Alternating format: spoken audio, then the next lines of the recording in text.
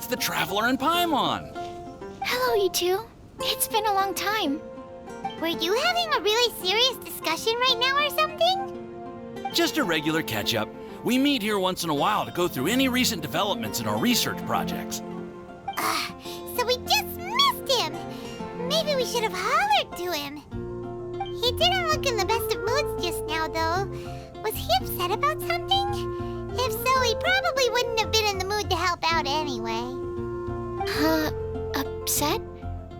You mean Albedo? Yeah, he wasn't looking his usual self. Upset. Uh-oh. I wonder if... What are you looking at me for? I wonder if Timaeus' research topic is so boring that Albedo finally snapped. Surely not. It's not that boring, is it? Nah. Anyway, Paimon wanted to ask you for a favor, Timaeus. A favor? Well, sure. How can I help? Well, Paimon found a bunch of super-duper sweet Sincerias in the mountains the other day. But if Paimon eats them all, then they'll all be gone, so Paimon isn't ready to finish them all yet. Paimon was thinking maybe you could make a device that you put fruits in and it turns them into juice. That way, they'll be preserved for as long as Paimon needs. Oh, yeah, I'm afraid that sort of thing is a little... Huh? Seems pretty straightforward to Paimon. Can't you do it? Paimon, I'm afraid you've entered into the realm of the weird and wonderful with this one. Okay. So how about you, Sucrose? Any idea?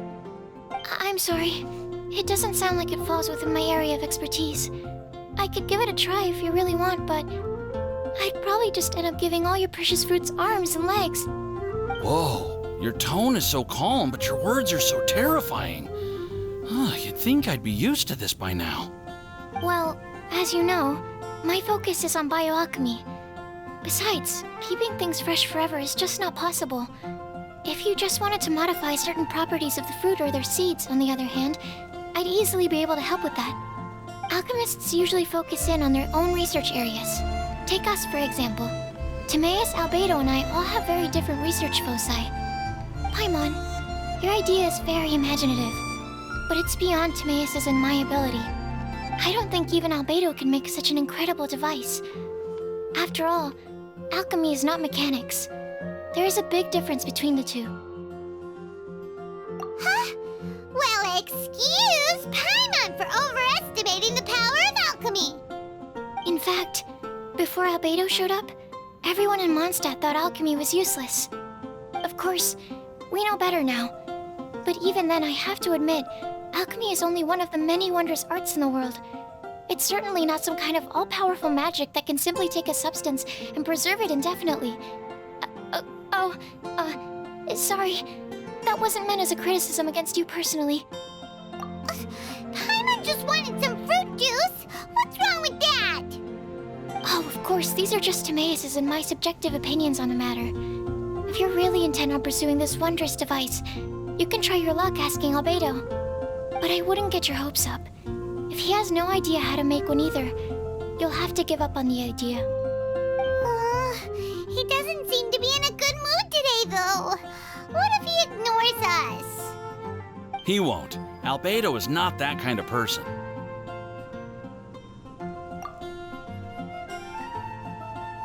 Hey, so where is Albedo heading to anyway? Dragonspine?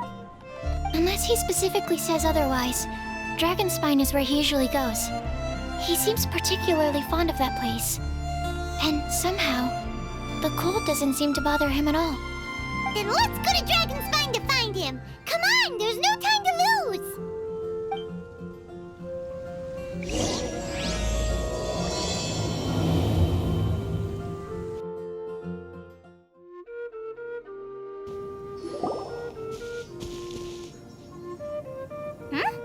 This looks lively.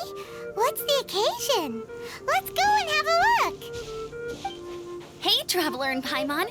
Fancy meeting you all the way out here. Amber? Cyrus? Halid? What's everyone doing at Dragonspine? Oh? The Traveler is joining us too! Oh, great! Fantastic! Wonderful! The more the merrier! I agree. I feel much better with the Traveler joining us. Definitely the kind of person you want to have around in a tight spot. Oh, right! Paimon remembers most of these people are from the Adventurers Guild. Then again, it seems a certain Outrider is doing too. Allow me to explain. The Adventurers Guild is holding winter training on Dragonspine. As you know, our members have varying levels of adventure experience. Dragonspine is an excellent place for budding adventurers to challenge themselves and improve, but it's dangerous to go alone. So, we made a plan for senior members to pair up with junior members. This way, everyone can experience training on Dragonspine together under safe and controlled circumstances. Now, every adventurer can progress together. I've been working on this grand plan for half a year now, and it's finally coming together! It's a great plan, isn't it? Hey, you are an outstanding adventurer. Surely you must be willing to join us and help out. Is the Adventurers Guild short on experienced members? Well, that's part of it, actually. The other reason is, when I was patrolling the perimeter of Dragonspine, I found a lost kid named Joel. I heard he lives here on the camp, so I escorted him back. I know, Joel's father went missing. I totally sympathize with how much Joel misses his family. Dragonspine is so bleak and deserted. It must have been so lonely for him here. Aw, Amber. Anyway, I wanted to do something to cheer Joel up, so I said I'd build a snowman with him. It's something he enjoys doing. It also gives me a chance to stay here for a while and help Cyrus out. Aw, really? Thank you. Let's go meet up with Joel then.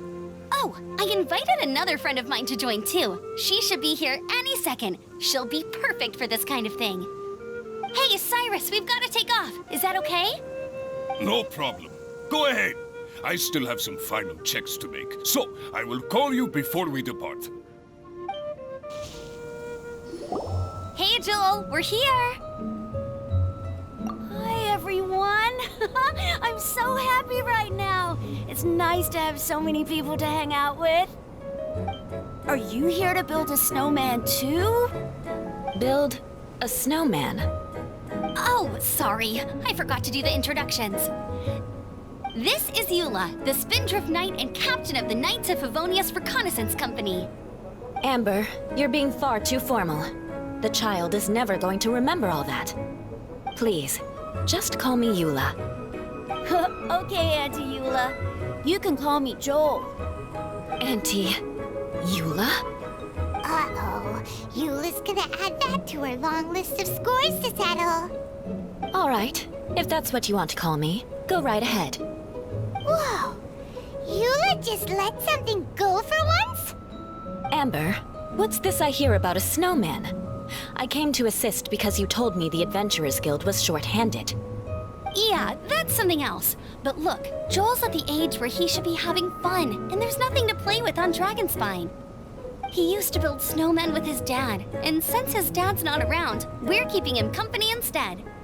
Besides, Eula, it's gotta be more fun than taking an ice bath all by yourself. Let's combine our forces and build ourselves a huge snowman. It'll be a ton of fun. Yep. Count Paimon in too. Paimon wants to build a snowman. Auntie Eula, are you too busy to join in? If so, it's okay. I understand. No, nothing like that. My mind was on something else, that's all. Building a snowman with Joel, are we? Sounds wonderful. I'd be delighted to join you. Then let's get started. First, we need to split up into teams to gather some supplies. Joel and I will be on one team. You and Eula can be on the other team. Hey, Joel, see that huge tree over there? Wanna race me there? Yeah, let's do it! Wow. Those two are very each of them is having more fun. Hey, what's up with you two? Why are you just staring at each other without saying anything? Well... Joel probably hasn't spent much of his life in the city. He doesn't know me, and he doesn't know what the Lawrence name means to the people in Mondstadt. Right, that's why he calls you Auntie Eula. True. In his eyes, I'm just another ordinary person from Mondstadt. It was a surprise, but not in a bad way at all. Indeed. It's just... That's the thing. I'm a little worried that I won't be up to the challenge. I have never built a snowman before. My upbringing was very strict, so I never had the chance when I was a child. And after I grew up, of course, it's not the sort of thing I would spend my time doing. Oh no! Paimon's starting to feel sorry for Eula. You sound confident. All right then. Enough small talk for now. I see we have a member of the Adventurers Guild joining us. Greetings. We have a slight problem here. We've done a head count, and it turns out that we have an odd number of participants. In other words, we still have one instructor slot left to fill. How it happened was, we originally asked Fischl to be an instructor, but she was busy with something outside of Mondstadt during this period. So, we found another adventurer to fill in for her, but they still haven't shown up yet. Thank goodness you are here. Oh, hello. My name is Gerald. I'm a new adventurer. In that case... Fine. But for that, you will pay. Huh? Pay for what? Okay.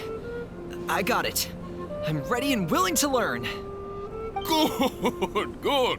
Then everything is settled. Thank you for your help, Eula. If anybody else signs up later, I may have to ask for your help as well. Why did you give the spot to Eula? Oh, okay! You're so nice! Paimon noticed Eula smiled just now. It must have meant a lot to her. To be honest, Eula really is the best candidate for an instructor. Most people would find it hard to cope on the mountain because of the sheer cold, but not her! Oh, now Paimon gets it! This must be the whole reason why Amber got Eula involved in the first place! We were supposed to find supplies, but now Eula's busy with other stuff, and, Paimon doesn't feel like going around collecting things. How do you think Amber and Joel are doing? Let's head up the mountain and see what they're up to.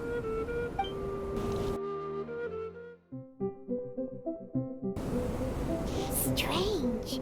Didn't they say they were going this way? Where the heck are they?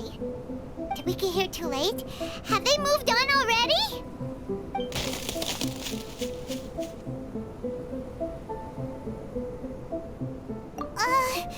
Could they be in danger? Hurry! Let's go check it out!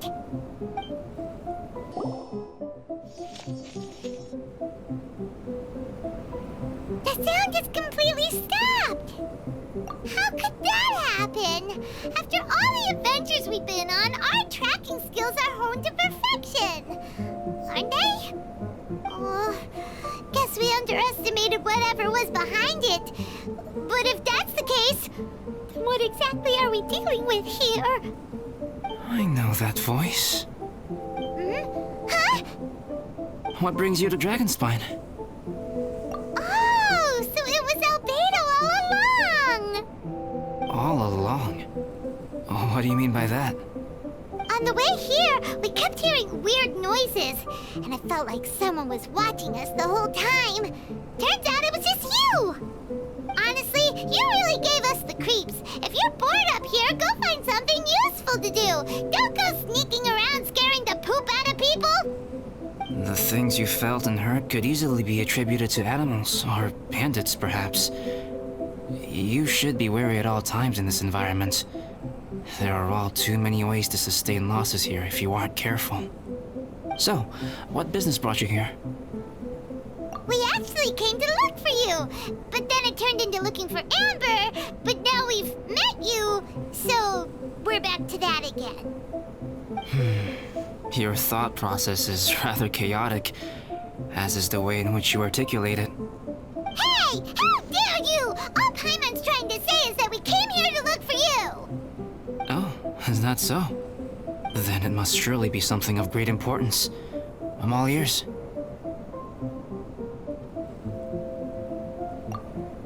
He seems to be in a better mood than we thought, right? Does that mean Timaeus' stupidity doesn't really get to him after all? Huh. Okay, let's just forget that ever came up. That's okay if you can't tell me about it. Just treat this as an opportunity to stroll on the mountain and enjoy the view. So basically, the truth is we're here on adventurer duty. Oh, I see. So you foisted the rookie off onto Eula so that you could wander off and goof around?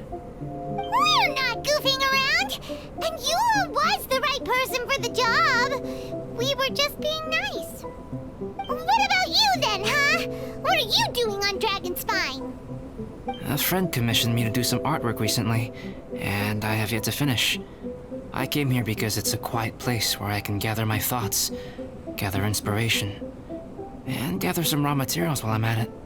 Raw materials? For what? Paint. Star silver can be used to make high-quality silver paint. I just ran out of my previous batch, so I'll collect some ore while I'm here. Ore can be used to make paint? Yes, but you have to be selective with the specimens you choose. Even with a high level of impurities, star silver still contains fine silver-colored particles, but they lack luster, which impacts the color saturation of the pigment made from them. Paint made with such pigment is generally viewed as a fake or a defective product. Interesting. So, paint aside, can you talk about how you find inspiration? Paimon wants to learn! You want to learn to paint? No, not for me. For the Traveler. Paimon wants the Traveler to learn how to paint. During our travels, we sometimes have nights where there's nothing to do. It'd sure be nice to do something memorable rather than just sit around.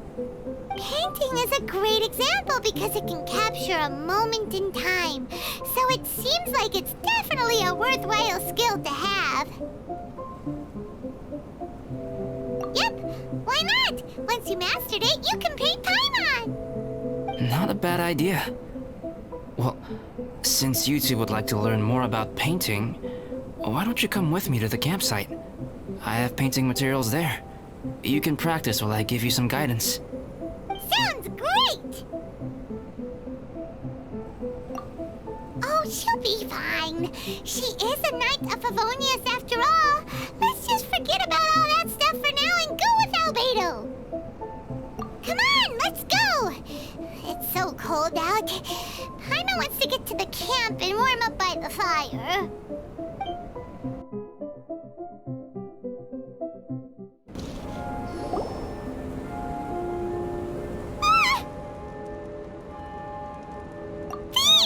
It's gotta be! Some things are missing. Nothing valuable, hopefully! Wait, where's Paimon's Mora? It's hard to say their value, but some of my alchemy notes are missing. Alchemy notes? Would they fetch a high price? To the uninitiated, they are merely scraps of paper. But for someone who knows what they're doing, the knowledge contained in those notes is more valuable than any treasure. So you're saying only someone who knows alchemy would have stolen them? But the only people who come to Dragonspine are adventurers, thieves, and monsters. What use would any of them have with your notes? I feel the same way. However, Hilichurl break-ins and other such incidents are not unheard of on Dragonspine.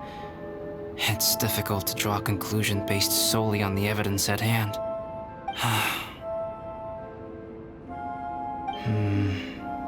These appear to be footprints. Fresh ones. Meaning our thief can't have made it far. Let's chase him down! We can't let them get away!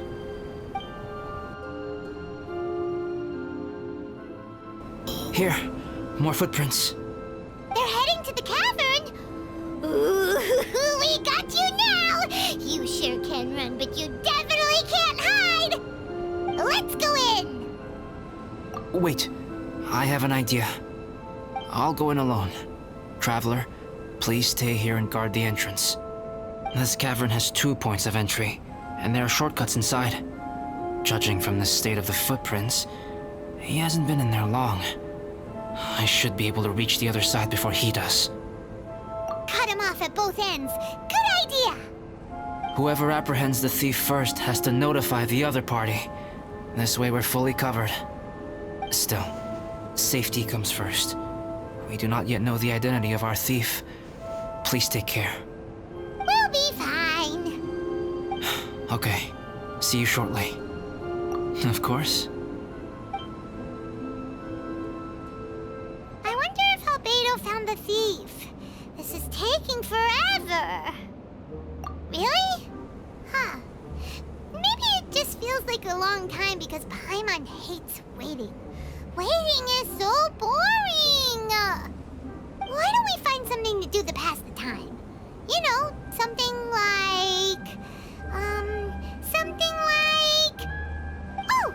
Look at all that star silver over there! Why don't we gather it up for Albedo? It's right next to the cavern, so we won't be going far. If anything happens outside, we can be right back here in no time. Yay! Let's get started!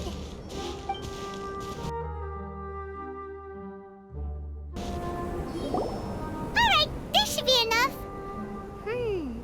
Some star silver shines a lot more brightly than others, huh?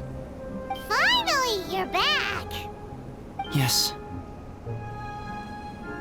Sorry. I was unable to catch him. He was faster than I'd imagined.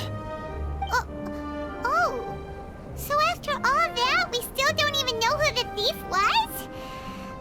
What a waste! Still, we won't be going back completely empty-handed. We did some mining! Mining? Yeah, for star silver. Look, we got quite a lot! It's just like you said. Some are really bright and shiny, and others just look like regular lumps of rock with a little shiny bit here or there. Star silver. I was merely saying what was on the front of my mind. I hadn't thought you would genuinely go and gather some. Well, you said they can be turned into paint, so we got pretty curious. Also, if it weren't for that thief, we'd be making paint by now anyway, right? Or even painting by this point. Anyway, it's all the thief's fault for wasting our time. Yes, it's all the thief's fault. The notes mean a lot to me. I'm not quite ready to give up the search yet. Let's keep an eye out for clues as we go. Oh, just one thing. Do you want us to bring all this ore back, or did you want to sort through and get rid of the useless bits first? There's no point in bringing the bad ones back if it'll ruin the quality of the paint. Some of them do look pretty dull to Paimon, so it doesn't seem like those will be of any use at all. Indeed.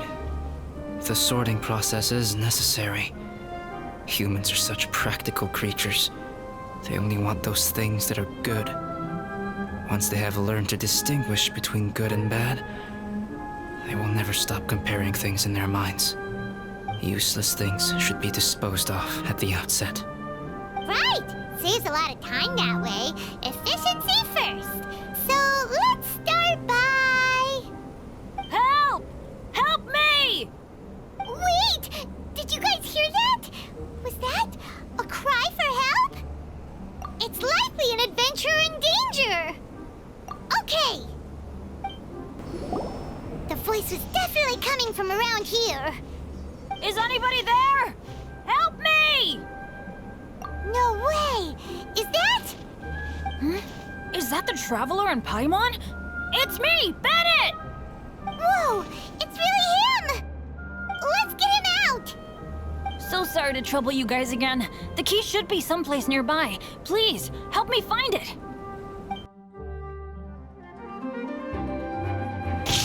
Oh, so they kept the key with them! Huh. We were searching around for nothing. Oh, finally, I'm out. Thank you so much. If only there hadn't been rocks mixed in with the snow on the tree, it wouldn't have made me all dizzy when it fell down onto my head. And then I would have never walked into the Fatui's trap. Bennett? In a cage? Never saw that coming. I won't bore you with the rest of the details. Just me being unlucky again.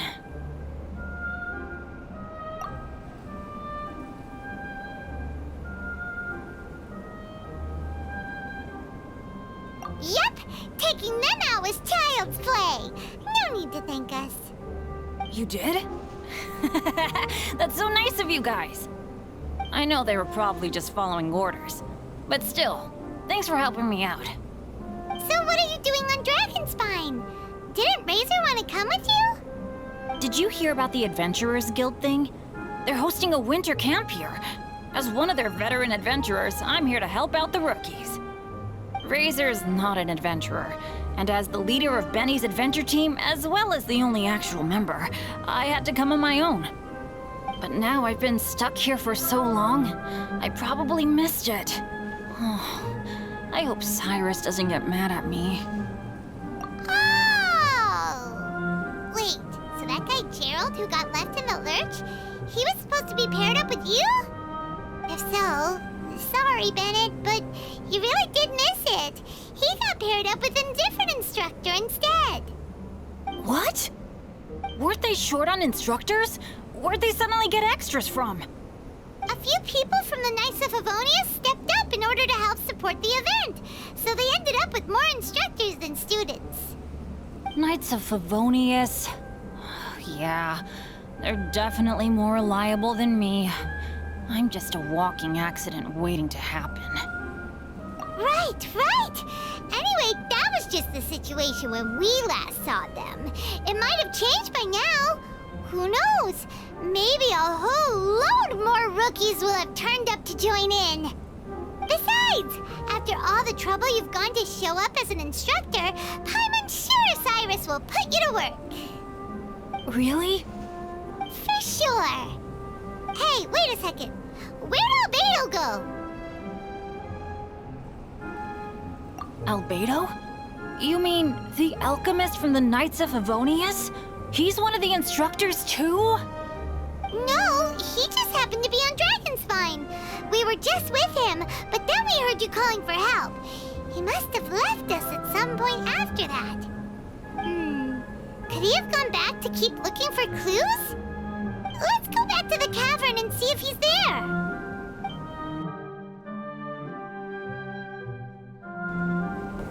Still no sign of Albedo. This is weird. Where has he run off to? This is great! Dragonspine's so fun today! There's so many people around. It's never usually like this. This was where we heard Bennett's cry for help, right? We heard his voice and went straight over to rescue him. Then we noticed Albedo was gone. Huh. So he just didn't feel like helping us save Bennett? Wait, what? What are you talking about? Oh, Albedo! Where the heck have you been? We've been looking for you! I should be the one to ask you that. Didn't I tell you to stay at the cavern entrance? Huh? I'm not really following who was waiting for who and who was looking for who, but first things first. I apologize, Albedo. I don't fully understand what's going on, but it seems like it's mostly my fault. No. Bennett, this is not because of you. You needn't blame yourself. Traveler, clear this up for me. What was the reason that you left the cavern entrance? Did you... There you are. Stay right there. You have a lot of explaining to do. What? Me? Huh? You, huh? Aren't you supposed to be helping the new guy? Yes, that's what I would be doing, if I hadn't been interrupted by a certain someone's malicious scheming. Albedo, I saw you taking Joel towards the wasteland at the edge of Dragonspine. That place is crawling with monsters. What the devil do you think you were doing? Whoa, wait a second. What's going on? Actually, wrong question. How much stuff is going on? When I came to stop you from leading Joel any further, your first reaction was to throw the child down and attack me. When I fought back, you quickly fled. Care to explain? I see. Interesting. Interesting. Eula, it sounds like you met an imposter. Someone who was impersonating me. Impersonating you? To what end? It is difficult to draw a definitive conclusion for now. But these strange incidents do seem to be connected.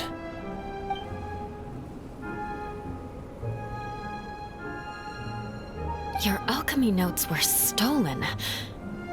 Can the Traveler and Paimon testify that the three of you were together up until you entered the cavern? Yes, we can confirm that. As things stand, I don't have any reason to harm the child. Whoever you met is likely to be both the thief who stole my notes, and also an imposter.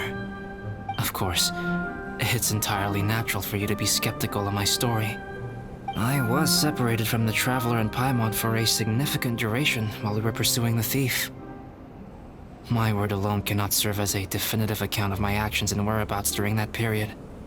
But the Traveler and Paimon can at least testify that I was not the individual who tore up the campsite or stole my notes. Albedo, do you have any enemies? Could it be one of your enemies impersonating you to get revenge on you or something?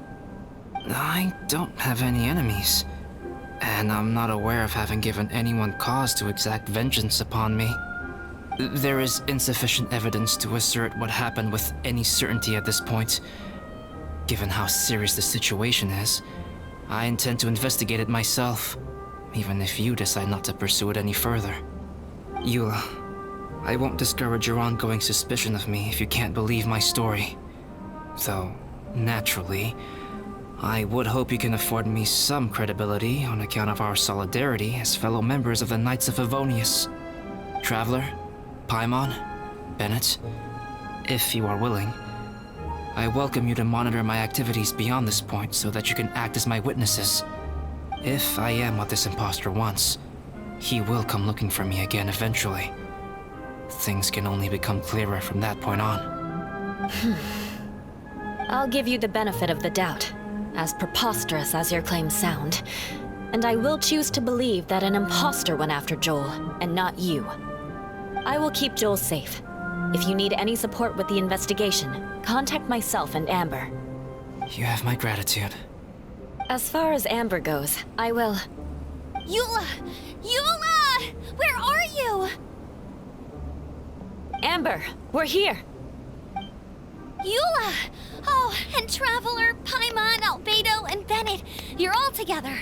Great.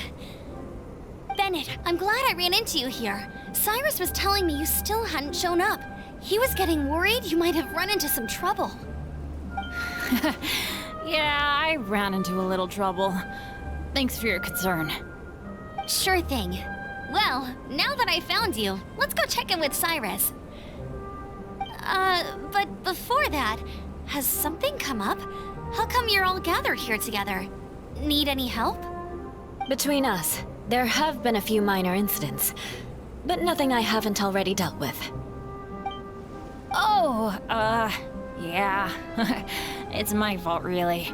All because of my bad luck. But everything is fine now. So, it's all set then? Great! Shall we head back down together? I did say I'd bring Bennett back if I saw him. Sure, I'm ready to go. Very well. Let's go. And then there were 3. Traveler, can we talk somewhere else?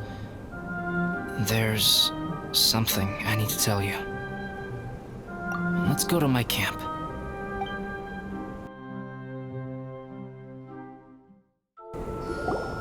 My camp is somewhere that we can talk openly, without reservation.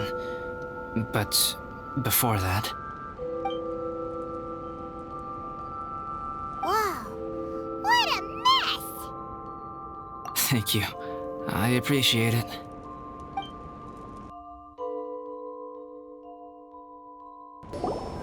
Yep, that should do it. Neat and tidy. Thank you, both of you. Now that everything is in order, it's time to talk. You look really serious right now. Is this about what happened earlier? I remember I once told you that you must have questions, and that I would answer them. I also said that, while I did not wish to deceive you, there were certain things I could not go into detail on. I am a synthetic human being. A human forged by human hand. The one who created me, my mother and teacher. Her name is Rhine-daughter, a researcher from Conria, also known as Gold. A synthetic human? What the... How the heck does that work? When the pinnacle of attainment in alchemy is combined with unimaginably vast learning, the apex achievement is the creation of human life. When you say Conria, do you mean... I am indeed somewhat older than my appearance might suggest, but when I came into being, Conria had already been destroyed. I have no memories of it. My master raised me and taught me everything. Like her, I am a pure alchemist. I live for academic knowledge. Nationality and identity are not what ultimately define us. Traveler, what is your general feeling toward Dragonspine? You've visited numerous times now. Would you say it's a cold, eerie, and melancholy place? Rhine-daughter created two miraculous beings. One is me, and the other is the venomous dragon, Durin, who died here. Durin? So that makes you guys... brothers? As sons of Rhine-daughter, Durin and I are indeed inextricably linked to one another. The phenomenon of our creation defies definition within the scope of a typical human worldview. But if we may tentatively call it birth, then yes, we, by extension, are family. Speaking of Durin, Paimon remembers that his power was quite... special. That's right. Because of this, whenever strange things happen on Dragonspine, it always makes me wonder. For instance, the feeling of being watched that you described, as well as the sounds you heard, and the one impersonating me that Eula met. Oh, right! Paimon knows what you mean! When Eula and the others were here just now, the Traveler gave me a look as if to say, don't say anything. Probably because it would only make you more suspicious, so Paimon kept quiet. But Paimon noticed that you came out of the cavern not too long after going in, and you told us that you didn't manage to catch the thief. Then we heard Bennett calling for help, so we went to rescue him. But strangely, you didn't come with us. And when we got back to the cavern to go find you, suddenly you were the one looking for us. So, it seems that you met my imposter too. Well, if so, it was a pretty good impression. He had you down to a T. We never would have guessed. Also, after he left us, why did he go after Joel? Perhaps Durin's power drives people to madness. But that's merely crude conjecture. Whether someone is impersonating me or there is another false me out there, this is a cursed tale, and it is not one whose weight you should have to bear. Traveler, perhaps you should return to Mondstadt if you have no further business here. The work that lies ahead will occupy me completely. I'm afraid I will be unable to entertain you beyond this point.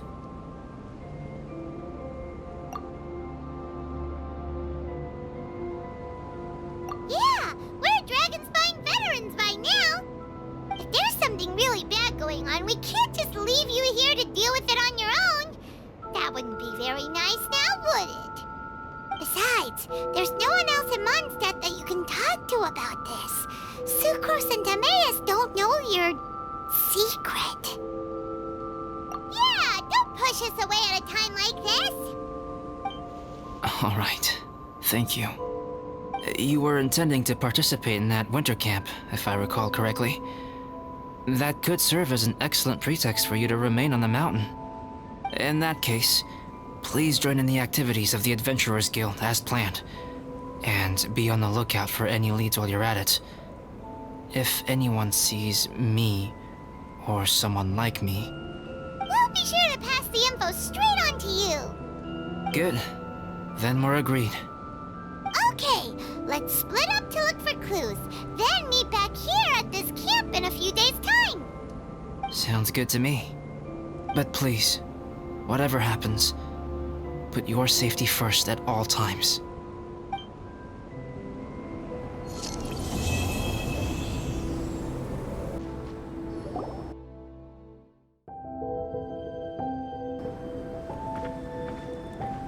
Albedo, we're here! Traveler, Paimon. Your faces say that perhaps you haven't turned up anything? We investigated all over the mountain, actually. But we didn't see anyone that looked like you or hear of anyone else meeting you. This is not unexpected. I haven't made much progress either.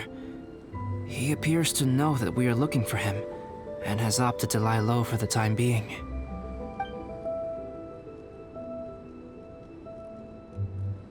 Still, there is one thing I found. I discovered footprints on some parts of the mountain, and although they were a little covered by the snow, I could tell they'd been left by someone of a similar size to myself.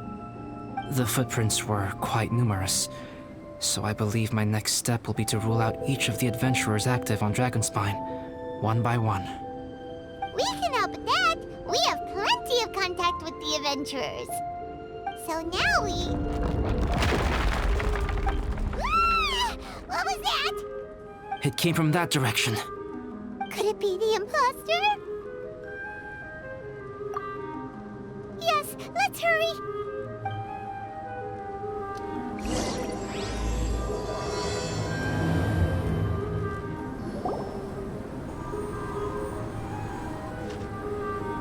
Hey, did you see that? Did those rocks shake just now?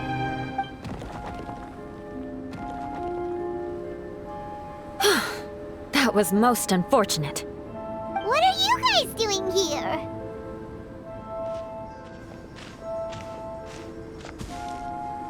I have to agree. We've been wandering this area for days. We ran into Pallet earlier. You know, the, kind of a reckless sort of guy. You know the one? Anyway, he said he was unlucky, so I gave him some adventuring survival tips. After that, he disappeared to rejoin the training camp. Wait. Are you saying that after all this time you still haven't made it back to the base camp? Well, as you can see... It was nothing really. We just hit a few landslides and snowdrifts and took a few downhill tumbles. You know the deal. They sound like unforgettable life events to me. Anyway, you are correct. We haven't made it to the base camp yet. We have had extraordinarily poor luck over the last few days. Almost as if a sinister force has been trying to thwart our every move. Fortunately, I made advance arrangements for Gerald to remain in a safe location and conduct some basic physical training exercises. I'm sorry. I'm the one to blame for all this. I've always had bad luck and it always rubs off on everyone around me. Sorry to create so much extra trouble for everyone. I don't know what to say. Maybe this is the awesome power of fate. The scary kind, I mean. I agree. Yep, we're just used to it now. Besides, it's not like we have the most amazing luck ourselves. Really? I think you guys have way better luck than I do. Well, what can we do about that? Oh, Paimon knows! How you're welcome to a bit of mine too. Although if the last few days are anything to go by, it seems in pretty short supply at the moment. You guys. Oh, thanks. With a little luck from everyone combined, we'll make it down this mountain for sure. Yeah, you bet! Let me flip a treasure hoarder insignia to test it out. All right, it's tails. The opposite of what I guessed. So you can predict your fortune this way? But why are you so happy that you got it wrong? It has two sides, so there's a 50-50 chance of me getting it correct. Luck all comes down to probability, too. So as long as I use up all the bad luck, everything else will go smoothly. Guessing wrong when I flip an insignia is one way to use up some of the bad luck. So the probability of having some good luck in the near future just got a little higher. Hey, he's making no sense at all. Why aren't you calling him out? Guys, I guessed wrong in my insignia flip, which means we should be able to make it back to camp. Paimon's not sure that's how it works. Let me try. It's this way, right? Oh! Ow! My butt! What is this shard of ice doing here? What? How truly miraculous. This is a miracle of misfortune. I don't usually believe in luck, but Bennett makes the best case for it I've ever seen. Amber, if you are ever required to partner with Bennett in your future work and you encounter anything like this again, do not take any rash action. Wait for me and I will come to support you. Huh? Yes, of course. Now that you mention it, I do feel a little tired. Trekking in the mountains has a way of wearing you out. Well, since everyone is tired, why not take a rest in my camp? Paimon's so sleepy. A nice bowl of hot soup and a good sleep would sure be welcome right now. Suddenly, I'm kind of sleepy too. Amber will fall asleep in the snow if we keep going much longer. Come on, let's move. We shall head to Albedo's camp and get some rest, take stock of our supplies, and decide how to get off this mountain.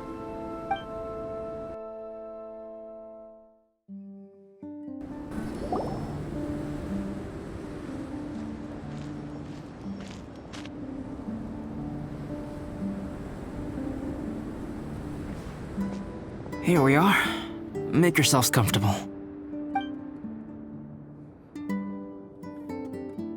Oh, I forgot I don't have that many chairs. Please wait a moment. What's he doing? Painting? He is. He's painting a chair. Wait, alchemy can turn paintings into objects? How is this possible? My paintings are like blueprints. Alchemy simply enables me to omit the manufacturing part of the process. It's an elementary level technique. With enough research and experimentation, this same technique can even be used to create living beings. Whoa. Well, since you can magically produce chairs, can I have one with a backrest? No problem. How many of you want backrests? Me! Me! I'll also take one with a backrest, if you please. Can Paimon have a chair that comes with a juicer? Still beats squeezing onto a stool with you.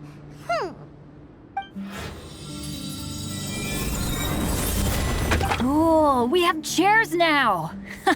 This is so comfortable! Makes me want to stay the night here. You're very welcome to stay overnight if you wish. There's still some time before dinner. Get some rest, everyone. I'll tend the stove.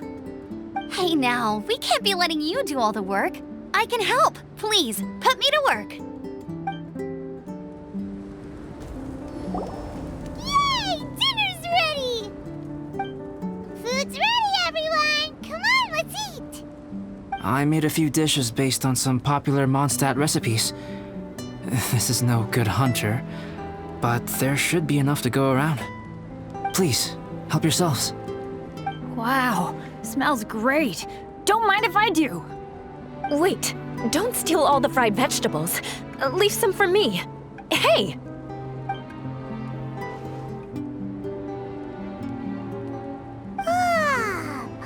Paimon's full. What a great meal! Albedo, you're too modest. These dishes are as good as anything you'd find in a top restaurant. Are all alchemists so good at cooking? You may be onto something there. Right? Paimon thinks so too. It's his lab manner that gives it away. The kind of guy who holds a potion bottle as steady as a rock isn't the kind of guy who's gonna be slapdash with his salt and pepper. Actually, that makes a lot of sense.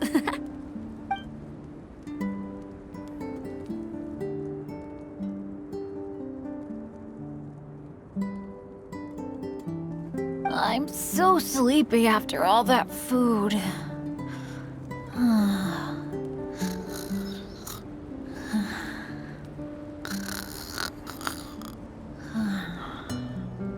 Did Bennett fall asleep sitting up?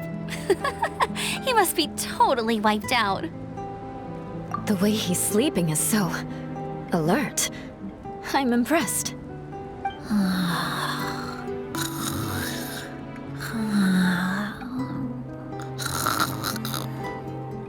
He seems to be in a deep sleep. Ooh, Paimon wonders if he sleep talks. Oh, no, Dad, no apples for me. I want sticky honey roast and fisherman's toast. Sticky honey roast. That's your favorite, isn't it, Amber? Sure is. Give me a sticky honey roast from Good Hunter any day. I used to take Eula to Good Hunter a lot back when we first met. Before long, Sarah would start cooking our usual orders as soon as she saw us coming. She said we ordered the same thing so often that it was practically muscle memory by that point.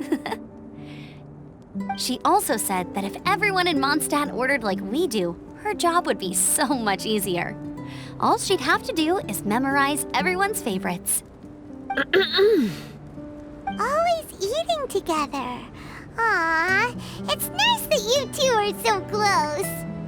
The Traveler and Paimon always eat together too. It's a sure sign of true friendship. Two people simply sharing a meal says nothing either way about the relationship between them. That depends if it's a one-off meal or a regular occurrence. Aha! Paimon just noticed something. Whenever Eula doesn't want to admit to something, she raises her chin or puts her hands on her hips. You've all picked up on that. Didn't know Eula's tells were so easy to spot. We are done here, yes? I am free to go, am I not? Then please excuse me. I have a frozen lake I need to be at. You're going for an ice bath at this time of night? Wait up! Don't go without me! I thought you wanted to get some sleep. So maybe you should stay here and rest. No, I should come with you. It's late, and it's dark, and you're not good with directions like I am. Come on, let's go together.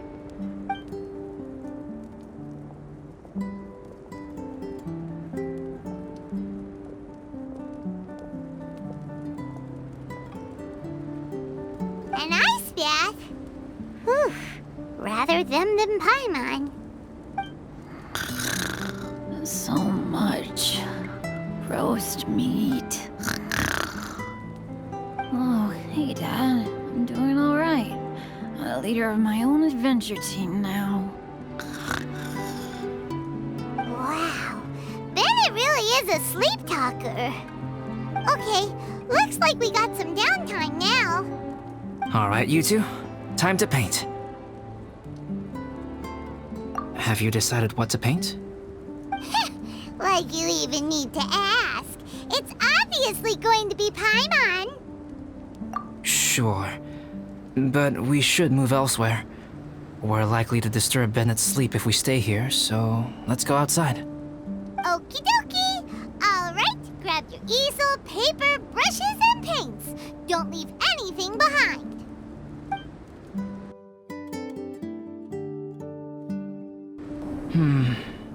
Let's paint here. Allow Paimon to adopt an elegant pose for your artistic reference. Hey, what's that look for? Cut the attitude and start putting your perfect Paimon down on the page. You better take this seriously, because this is going on Paimon's wall. Confidence is a good thing. Those to whom it is endowed do well to flaunt it. I'm looking forward to the finished piece. Alright, let's start with the head. Now, in your mind's eye, what is written on Paimon's face? Huh? Is that how Paimon really looks to you? Okay, forget it. We can come back to that. Let's move on to the body. Come on, paint what you see when you look at Paimon. Paimon's starting to feel like this is not going to turn out so great. Now Paimon's getting nervous. Let me see. Let Paimon see. What is that? How could... Paimon is lost for words. The brushwork is smooth and the composition seems professional quality.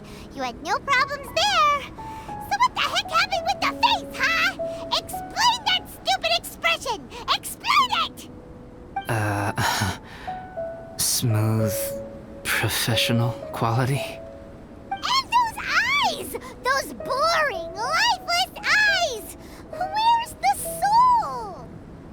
soul? Traveler? Have you previously received any education in the fine arts? What? You pour your heart on the page and this is what comes out? Special, huh? You seriously think special is supposed to look this ugly? Paimon's not convinced. But Paimon is struggling to come up with a comeback. Fascinating. Paimon, if this is not to your liking, I can make a few amendments. Traveler, what do you think?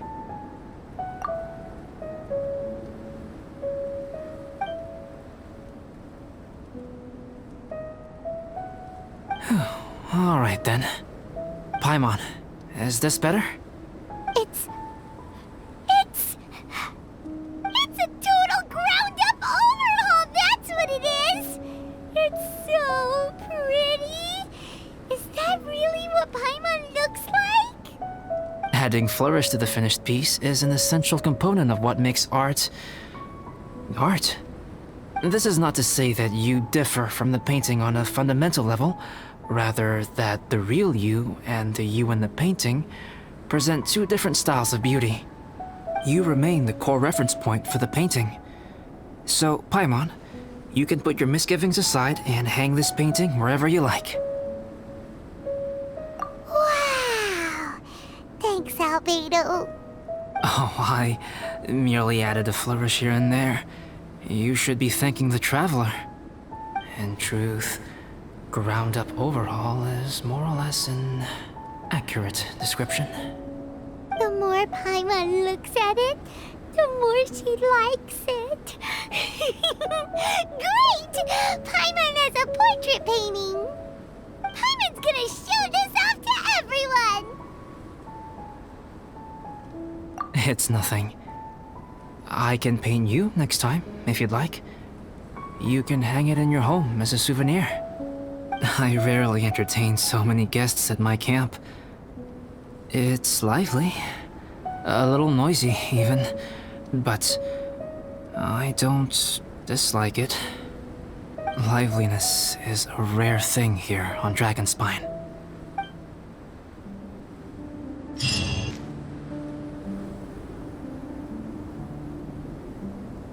Hey, good morning! I slept great last night. How about you guys? All rested up? I'm fine, as usual. The path down the mountain is easier to follow in the daylight.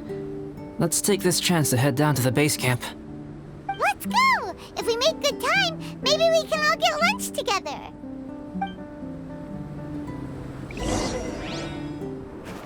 I flipped another insignia just outside the camp. Wrong again! So your bad luck is all used up. We'll be down the mountain in no time. Yeah, my thoughts exactly. Today's the day.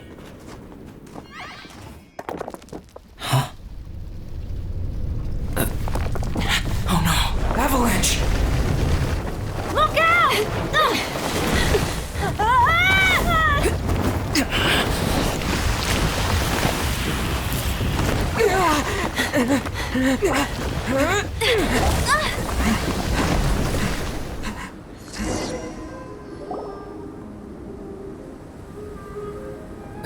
Traveler, Paimon, are you alright? Are you hurt?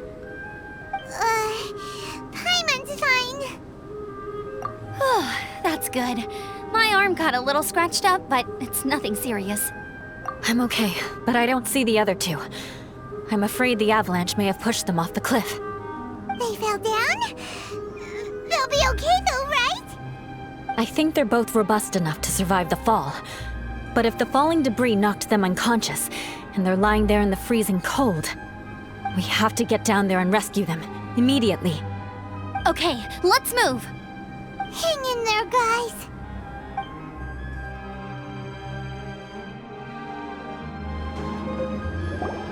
Bennett! Bennett, are you okay?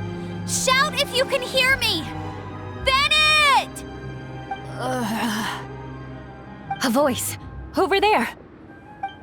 Bennett, is that you? Guys, I'm over here. Are you alright? Are you hurt? Let me check. I'm a little dizzy, but I'm not in any pain. I don't think I'm injured. Thank goodness, scared the life out of me. If you're dizzy, sit and rest for a while. It's fine, really. This kind of thing happens all the time. I'll be fine. Thank you. Wait, where's Albedo? Isn't he with you guys? We thought he fell off the cliff with you. He still hasn't shown up? We found Bennett here, so Albedo can't be far away. Keep searching this area. Got it!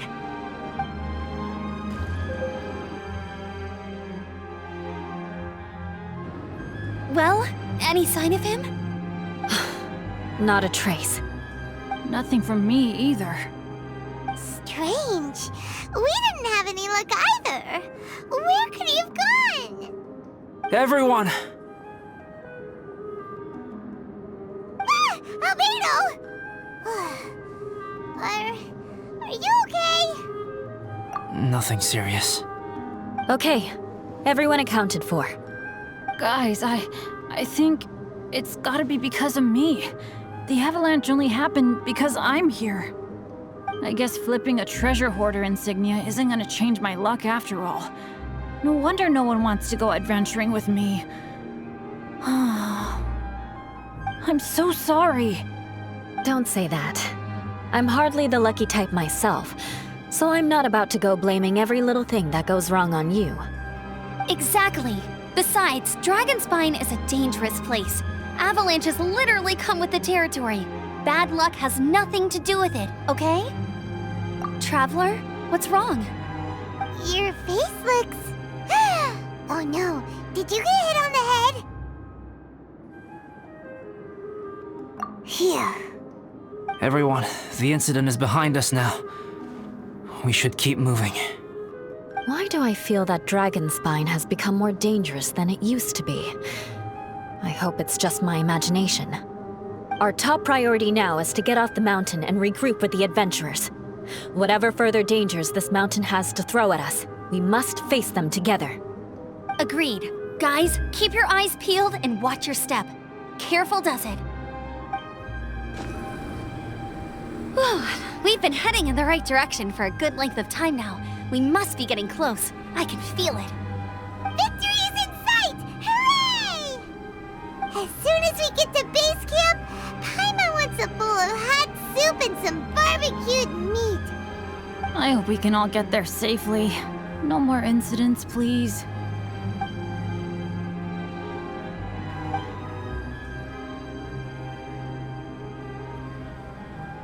Hey, what's on your mind? You seem a little distracted.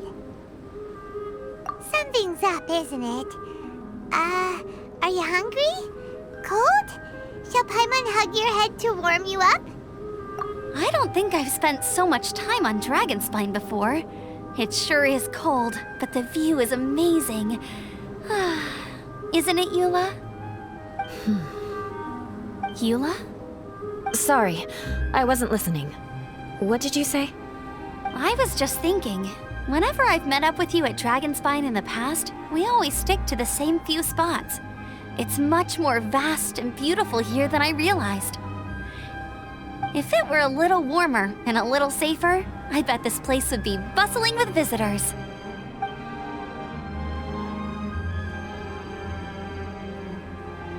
I agree.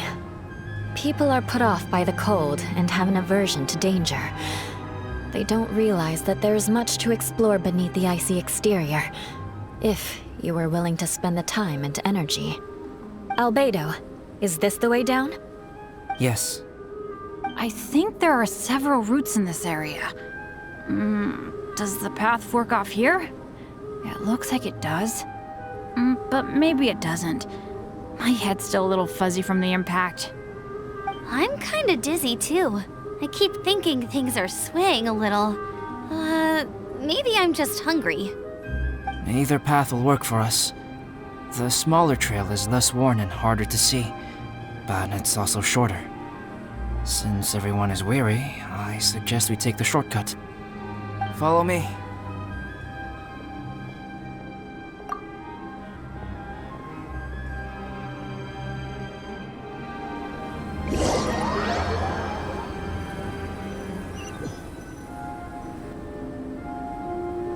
Wait.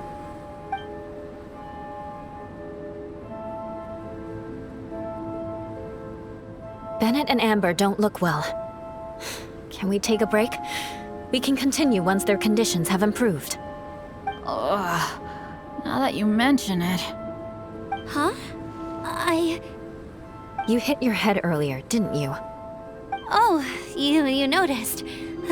Are you sure it's worth holding everyone up over a little thing like this? No problem at all! Health and safety always come first! Okay, sorry for this. Thank you. Yeah. Thank you.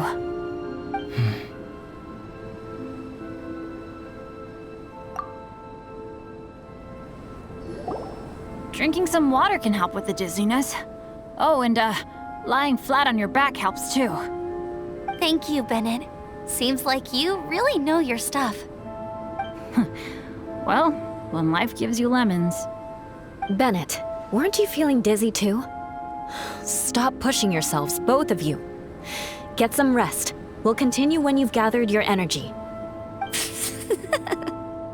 Eula might come off as a little frosty, but she takes caring for her friends super seriously, more than anyone else I know. Every time I see that look on her face, I'm just like, stop staring at me! Traveler, I know what that look means. What's on your mind? Maybe seasoned veterans have an instinct for it. I sense it too. Something seems to have changed, but I can't confirm for sure. It could be difficult to verify.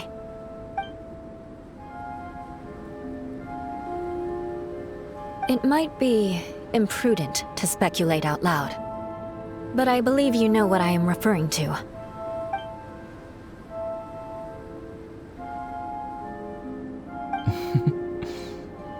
Traveler, I think... you...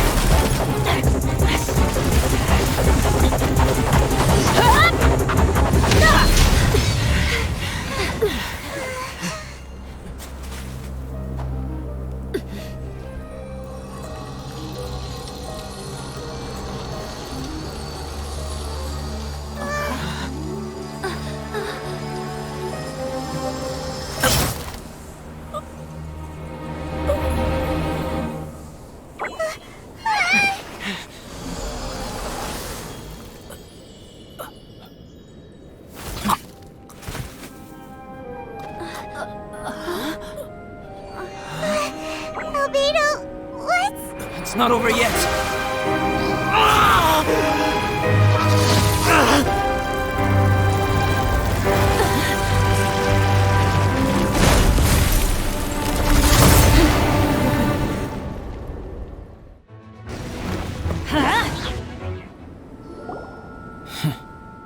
What in the world was that thing? One moment it was human, the next it was a plant! Is everyone alright? We're fine. But can you please tell us what's going on? I don't understand.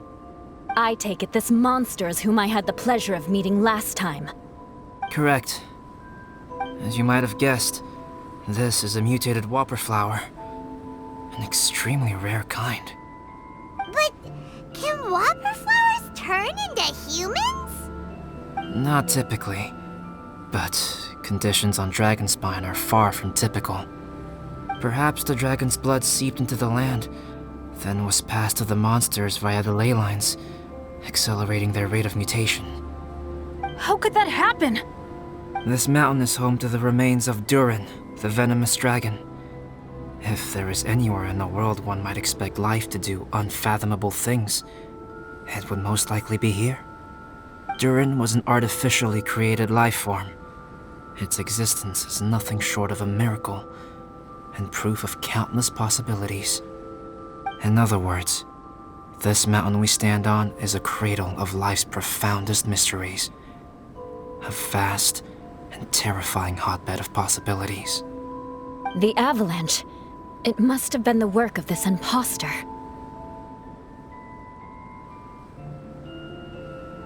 Agreed.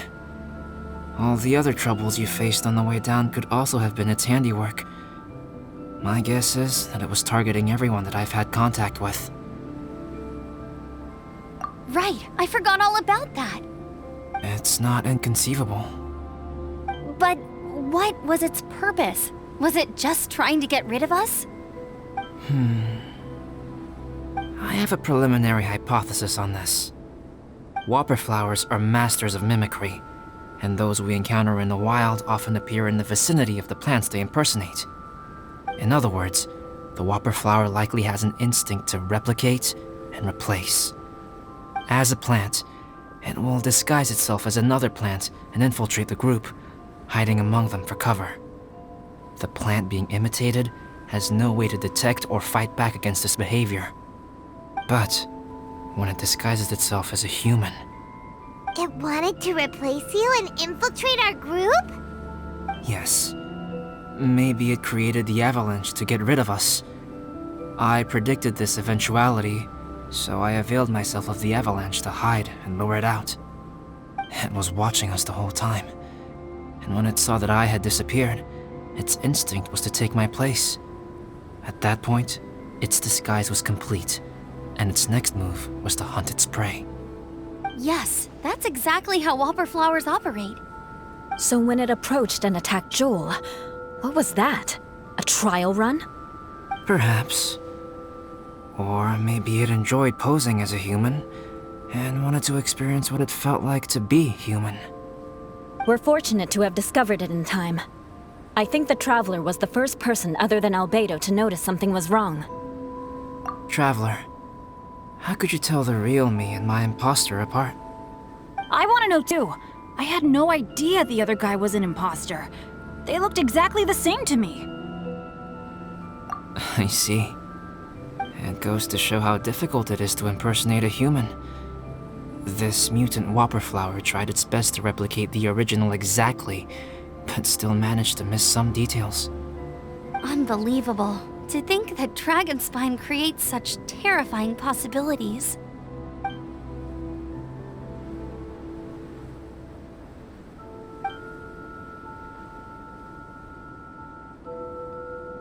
Anyway, at least we won in the end. It looks like my method did work after all. I used up all the bad luck, and the good luck finally came through. About that. If you're referring to having fallen down the mountain and avoided injury, well, that's because I was secretly protecting you. Huh? Well, that still counts as good luck to me. Yes, that's not an unreasonable way of looking at it. Okay. We've been delayed long enough. Time to move on. Yeah, let's go!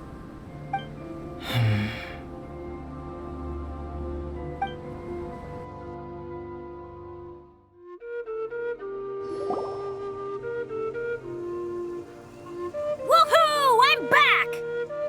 Cyrus doesn't seem to be here. He must have headed up the mountain. Let's wait for him here. Amber, are you feeling better? Yep, all good now. Nothing to worry about. I don't know what I'd do without you guys. If not for you, I'd probably still be locked up in that cage. I really want to thank you all properly, but I can't think how at the moment. Huh? You must be pretty used to being on the receiving end of people's kindness by now, though, surely. You probably need it often enough, given your situation. Come on, don't put it like that. Sure, plenty of people have shown me kindness before, but that doesn't mean I will ever take it for granted. No matter how many times people help me out in life, I will never forget any of them. Well, instead of repaying those who helped you, perhaps you could help others yourself. Everyone meets others in need from time to time. By choosing to be there for them, you're passing the kindness you received onto others. Yep, you're right. That's what I've always tried to do, and will always continue to do. Right. And when Cyrus gets back, I'll find some way to help him out too. This has been quite an eventful day. Yeah, it has. It's really hit me how tired I am now that I've started to relax. I need to rest. Everyone, please excuse me for a while.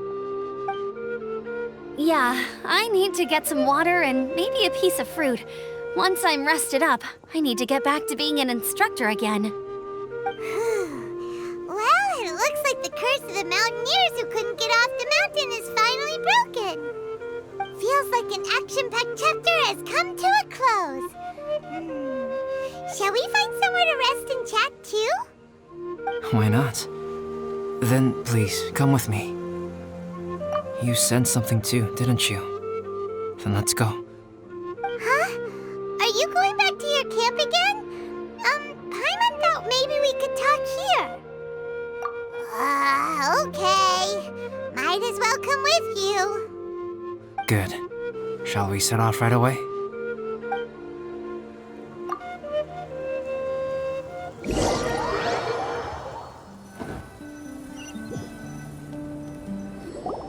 Sorry for bringing you back here once again. Some topics are best discussed in private. Is this about the imposter? That's right. I have to say, Traveler, I'm very surprised you noticed the difference between me and the imposter.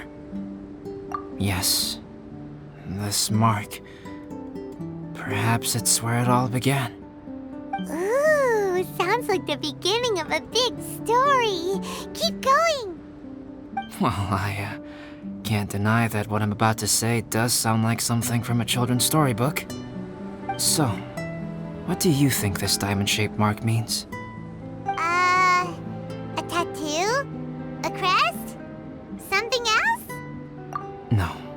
Consider it a birthmark. Have you ever seen an intricate glass ornament and wondered how it was made? Well, one method for crafting with glass is a technique known as glass blowing. Glass blowing is not a widely known art in Teyvat. For this reason, glassware made in this way is usually very expensive. As the name implies, glass blowing involves blowing air into a hole, much like blowing up a balloon. This type of glassware is known for having a pontil mark at the point where the blowpipe was inserted, where the hole was sealed at the very end. This mark is a sign that the item was crafted by a human hand. Sounds kind of amazing. It is a wondrous and beautiful art form. Alice says that these marks are seen as proof of the maker's fine handiwork, the only flaw in an otherwise perfect work of art. My mark is something similar to this. The difference between synthetic and natural life lies in the directional flow of the life force. The energy of a natural life form flows out from within, That's why flower buds bloom and curled leaves unfold. And it's the very reason we watch and wonder at blossoming flowers. Creating life artificially, on the other hand, involves, to a certain extent, the introduction of an external source of energy into the embryonic life form. When the hole where the life force was infused is sealed at the end, it leaves a mark not dissimilar to the pontal mark in blown glasswares. The alchemical substance drips and spreads out in all directions, resulting in this rather ingenious diamond shape. Wow! So that's where it came from. This mark is a sign of my artificial origins, and proof of my imperfection as a human. I presume that the impostor intentionally avoided replicating this mark, so as not to become less than perfect himself. You are fundamentally different from other people. I have few qualms about sharing my secrets with you. Just as Paimon said, it all sounds like a story. Even if you were to tell anyone else, they would regard it as nothing more than a tall tale. The transcendent and miraculous are not the only things to which human beings aspire. They pursue the everyday, the ordinary, to a far greater extent than I would have ever imagined. People like to believe that those who are thoroughly different from themselves could only ever exist in stories. It makes things much easier. Or, in other words, all the unfathomable things we've seen recently would make good material for a novel. I have friends who write novels. If they wrote this story, it'd probably be even more complex. Making up stories is easy. Even Paimon can do that. Oh, I didn't know you had that kind of talent. Paimon's the best guide into that. Making up stories is a piece of cake. In that case, how about we have a storytelling contest? We can base our stories on the events of the last few days. Sounds great! But we still have to help out the Adventurers Guild. I understand. Creativity is something that cannot be rushed. Take your time, and come back when you have found some inspiration. We'll see whose story is more compelling. Deal! Okay, we'll regroup with the Adventurers Guild for now. Sure.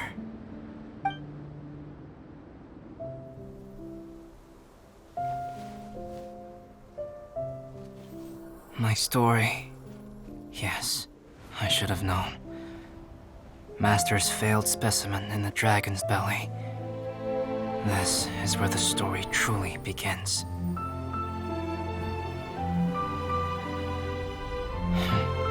If we switched places, if you were the survivor, then as the abandoned experiment, the failure of the primordial human project, I'd want to replace you too. I would replicate your appearance, study your alchemy, and create miraculous life forms to divert your attention. I would wait for the right moment, then dispose of you in the Traveler, the sole person to have known your secret.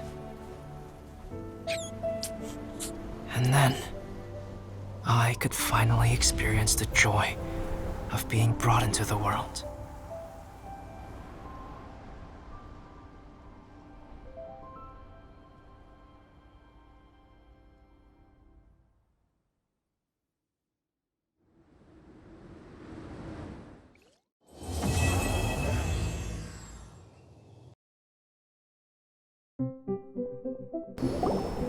Albedo! Traveler, Paimon. I suppose your story is ready. Yep. How about you? Do you need some more time? No need. I am also ready to tell my story. Paimon calls dibs! Paimon first! Please, go ahead. Okay, here goes. Once upon a time, there was an evil researcher who went into the mountains and did a crazy experiment on whopper flowers to transform their appearance. After a lot of pain and suffering, the whopper flowers finally took on a human form. Then they stood by the side of the often to wait for unsuspecting bypassers. To whoever spoke to them, they would ask some questions such as, "Who am I? Who are you?" If the bypasser got the wrong answer, the last sound they'd make would be a yelp before the whopper flower ate them alive in one bite. Ooh, truly frightening. What the? You two aren't scared at all! Don't go nitpicking, okay? If you didn't like the story, go write your own! In other words, the whopper flowers would ambush and then completely replace their victims.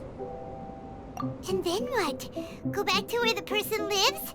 Enter their home? Eat their whole family?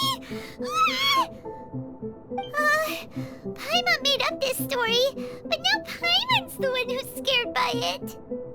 It's a good story. Oh, may I write it down? I may bring it up in future conversations. What for? Just to scare people with? Yes. You've got a real mean streak, Albedo. Mine is a little longer than yours. It starts with an alchemist. A great alchemist once created Subject 1. Subject 1 was her proudest achievement, and successfully blended into human society. No one ever would have thought that this friend of theirs was in fact a synthetic human.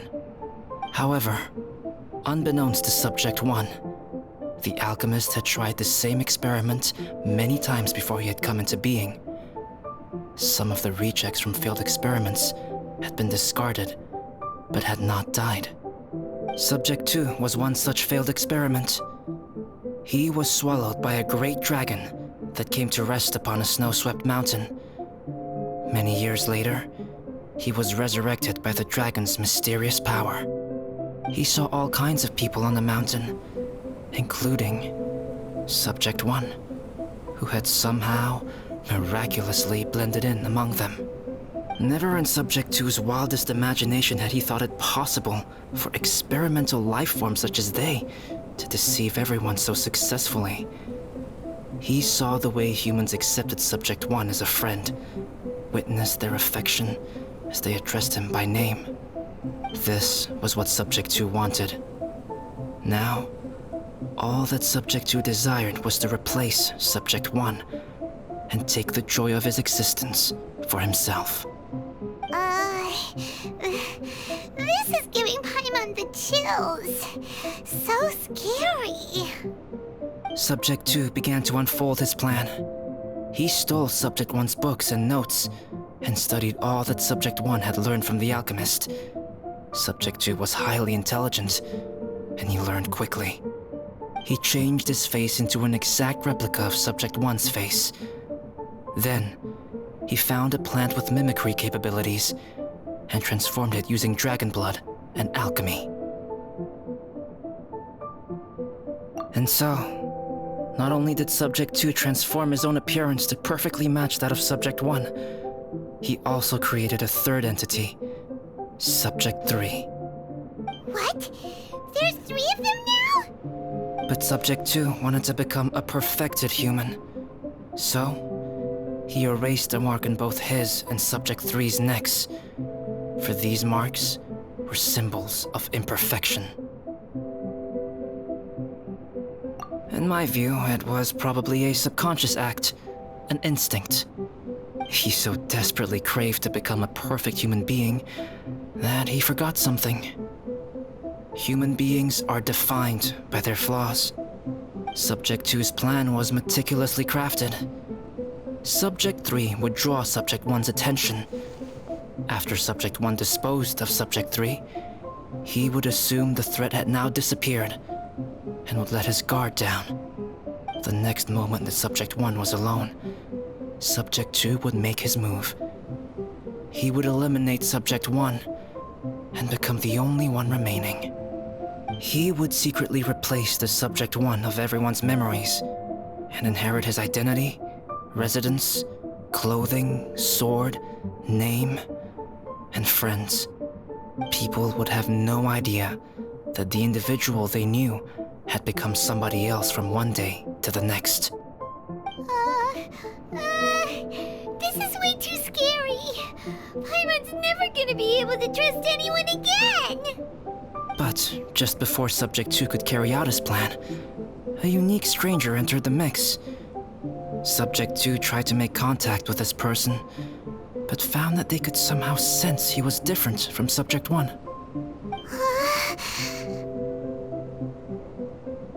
What's wrong? Are you scared? What happened then? What happened to the stranger? He became a new stage in Subject 2's plan. One more person that Subject 2 had to dispose of. It's as if there were 3 identical roses in a garden. Only one of the 3 was a fine specimen, while the other 2 were defective specimens that bore poisonous thorns. In all the world, only the gardener who tended to them could tell which was the good specimen. People do not like poisonous plants. Only a perfect rose can fetch a high price. If the inferior specimens wanted to conceal the fact of their worthlessness, they would have to take the gardener out of the picture, using their poisonous thorns. This is exactly what Subject 2 was thinking. So, he hid in the shadows and waited patiently. Maybe soon, he would get his chance to become truly human.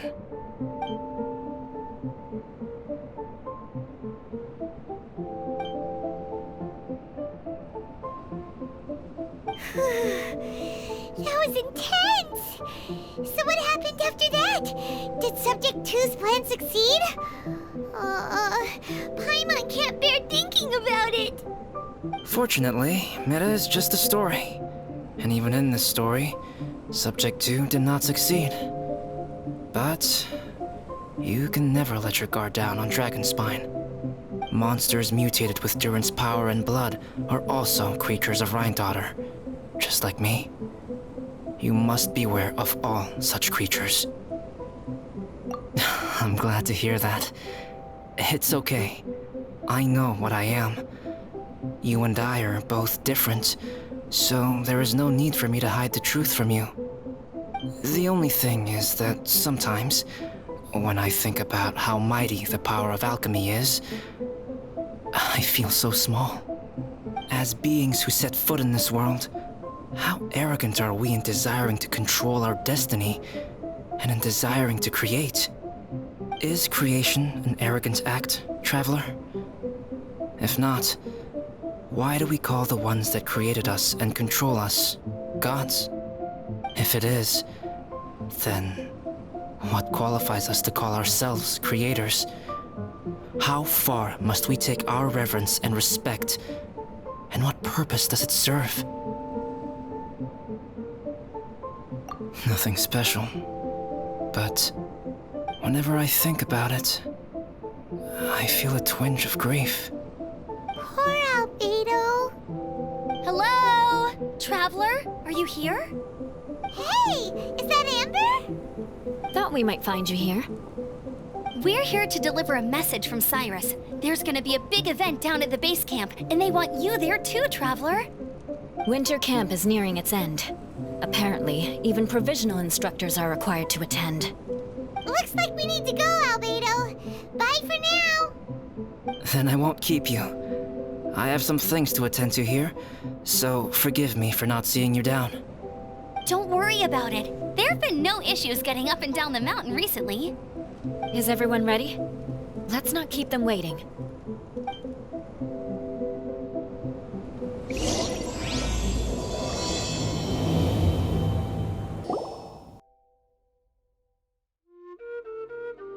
Huh? Who is this guy? Allow me to introduce Yozerv. He's Joel's father. Dad, this is that traveler I was telling you about. The traveler's helped me out loads in the past, and this time we even built a snowman together. Joel has told me everything about you. I can't thank you enough. Wow, this is amazing! Wait a second. Why is Cyrus discreetly wiping tears away? And what is Pallet doing here? Pallet is the hero of the hour this time. Go on, Pallid. Tell us what happened in your own words. Okay. The weather was fine on that fateful day, and I had a feeling that Lady Luck was smiling down on me. So I trusted my gut and set off to explore somewhere new, somewhere dangerous. Because where there is great danger, there is also great treasure. Why does this sound so hard to believe? But I had only been away from the group for a short while when I fell down a slope and just started rolling. Uh-oh. Did my bad luck rub off on him when we ran into each other on the mountain? The place I fell to was somewhere I didn't recognize, and I'd sustained a few injuries. I remember thinking to myself, this is the worst luck I've ever had in my whole life. Then I met Yoserv. He'd heard the sound of me falling and came out to see what was going on. Huh? Wow! So it was completely by chance then! I thought he must have been someone from the Adventurers Guild here for the event, but after a few words of conversation, it was clear that he was having memory problems. He didn't even know his own name. The temperature was freezing, and there was no time to deal with all that there and then, so I convinced him to come back to the camp with me and figure everything else out after we got there. We got back to the camp, ran into Joel, and the moment he saw him, he froze for a second with this completely stunned expression on his face, and then he started crying out, "Dad! Dad!" That's when Yoserv suddenly started to remember. My memory has still not fully recovered, but Joel and his mother, they are the only ones that I will not, no, that I cannot forget. Daddy. Daddy's right here, Joel. Daddy's right here. Yoserv, don't you remember anything else at all? The poor princess? Feeding the foxes? I'm sorry. I have no recollection. Maybe it's because of the head trauma. I'm not sure. I woke up and found myself covered in blood. My things were gone, and there was nothing to indicate who I was or how I got there. I crawled into a cave and settled in for a slow recovery. After my legs and feet were a little better, my hunting skills were what kept me alive. Dad, I was so worried about you. I'm all right now, Joel. Oh, don't cry. Daddy's not going anywhere. I'm here to stay. Oh, this is good. This is good. You know what, though? I definitely think my luck got worse after running into Benin on that mountain. I knew it. I just...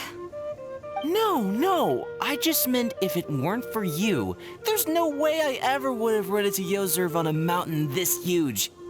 Besides, we got back safely, didn't we? So don't blame yourself. Maybe sometimes miracles can only happen when you get just unlucky enough. Pallid.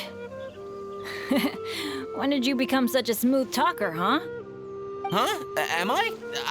I was just telling the truth. Oh, yeah. I want to say thank you to the Traveler, Uncle Cyrus, Auntie Eula, and Auntie Amber. Thanks, everyone. You all helped look after me, and I will always remember it. But I guess I can't take the snowman with me, or it'll melt once it leaves Dragonspine. It's such a shame. Oh, I can help with that. One moment. Huh? Eula? Here, take this. It's powdered rime. Just add it to your snowman, and it will never melt. Wow! Really? Oh, this is awesome! You're the best, Auntie Eula! Dad, I have an unmeltable snowman now! How cool is that? How can I ever repay you all? Thank you all. Thank you from the bottom of my heart. Dad, I want to go move the snowman. Can we do it now, please? Okay. I'll be leaving with Joel now. I'm sure I'll see you all another day. Very well, very well. It's time for Pallid and I to have another discussion concerning his breaches of adventurer discipline. Huh? But Cyrus, I think I kind of made up for my mistakes this time, you know? See you guys! Oh, I made this for you and Amber. Think of it as a winter souvenir. Aw, are you sure? This must be really important to you. Come on now, just take it. No need to make such a fuss. Wow! Now our snowman won't melt either! Great! You're welcome. Just keep it, that's all I ask. Amber and I have some business to attend to now. See you later. See you! Everyone's gone. Seems like they've all got their own stuff to do now. Oh! You know what? We've been on Dragon Spine all this time, and somehow Paimon still forgot to ask Albedo about how to make a fruit juicifier machine that can keep the juice fresh. Maybe we should try Timaeus again. He does seem pretty eager to please after all.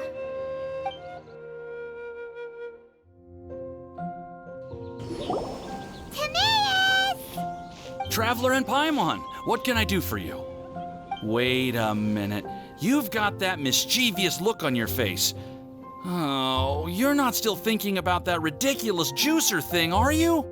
Timaeus, will you help us? Well, if the Traveler isn't really interested, then, yeah, maybe I'll give this one a pass. It's just the weirdest request ever. No, but Paimon's Sunsettias are gonna go to waste without it. And the time it would take me to research something like that, I could probably pick those Sunsettias again 10 times over. New research project, Timaeus? We meet again. Oh, Albedo, thank goodness. So the situation is, Paimon wants a machine that can turn fruit into juice and keep the juice fresh. I mean, surely it's... Majorly important, that's what it is. If you can manage to invent this, we'll never have to worry about fruit going bad ever again. That's impossible.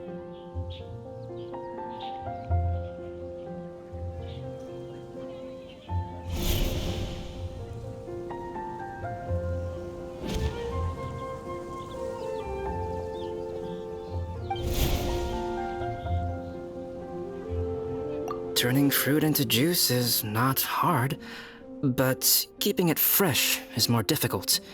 But if you simply want to keep the fruit from rotting, there are many ways to achieve this. Right, Traveler?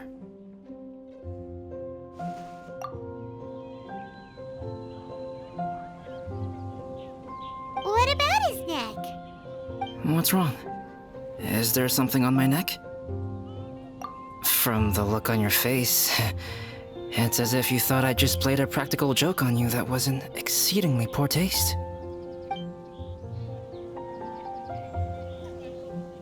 Albedo, you were saying, how do you stop fruit from going bad? Well, one way would be to bury your fruit on Dragonspine, where the snow never melts all year round. But then Paimon won't be able to eat them! You could always live on Dragonspine. No, too cold for Paimon. Or you can give the fruit to me, and I would take it to Dragonspine for you. But since you don't like the cold, you'd have to send someone else to pick them up when you want them. This is where you come in, Traveler. Suddenly sounds a lot more feasible with other people doing all the work. Okay then, shall we go with that idea? Fruit buried on Dragonspine will stay fresh for much longer. However, it is also possible that the fruit will sprout and grow into fruit trees. Who knows? Maybe the next time you visit, it will have grown into an orchard. You can water the trees, add fertilizer, and when they finally bear fruit, you will have some fresh Sunsettias. No way! Then Paimon will have to be a gardener. That's not the goal here. Oh? Well, I don't think being a gardener is so bad.